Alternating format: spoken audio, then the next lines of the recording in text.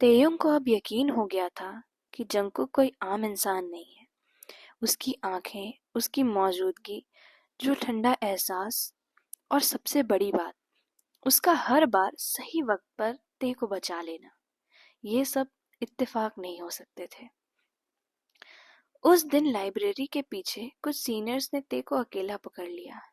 तेरा वो हीरो कहाँ है आज? उनमें से एक ने कुटिलता से पूछा। ते डरने की बजाय नजरें टिकाकर बोला, अगर वो आया तो तुम लोग कहीं के नहीं रहोगे। वो आया तो क्या, हम उसे। झटके से हवा का तापमान गिर गया। चारों ओर धुंध फैल गई और जब धुंध छटी तो सामने खड़ा था जंगकुक। आंखें खून जैसी लाल, चेहरा शांत पर आग से भरा। उसकी मौजूदगी ही उन लड़कों को घुटन देने लगी। मैंने कहा था ना, उससे दूर रहो। उनकी सांसें तेज होने लगी और वो चीखते हुए भाग गए। तेओंग हक्का बक्का रह गया। तुम तुम सच में इंसान नहीं हो ना? उसने डरते हुए पूछा। जंगकुक ने धीरे से जवाब दिया, मैं वो हूँ जिसे तुम्हें छूना नहीं चाहिए, लेकिन हर बार तुम्हारे करीब खींचा चला आता हूँ और तुम मेरी सबसे बड़ी कमजोरी हो। उस रात के बाद जंगकुक अचानक गायब हो गया। ते उसे ढूंढता रहा, लाइब्रेरी, छत, कैंपस, हर कोने में, जैसे हवा में घुल गया हो। पर सच्चाई ये थी, जंगकुक हर पल उसके करीब ही था।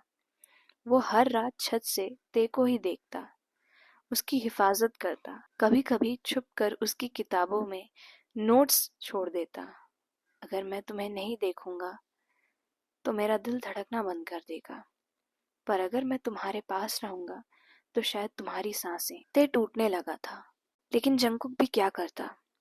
वो ते की हिफाजत ही तो कर रहा था। रात को जब ते कैंपस से हॉस्टल लौट रहा था, एक बार फिर वही सीनियर्स पीछे पड़ गए, इस बार और भी ज्यादा खतरनाक इरादों के साथ। लेकिन जैसे ही उन्होंने ते की तरफ हाथ बढ़ाया, एक भयंकर चीख गूंजी और हवा में एक परछाई ने छलांग लगाई।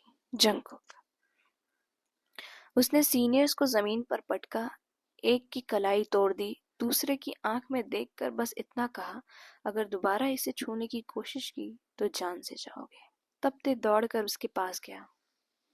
क्यों गए थे तुम दूर होकर भी क्या कर पाए? देखो मुझे।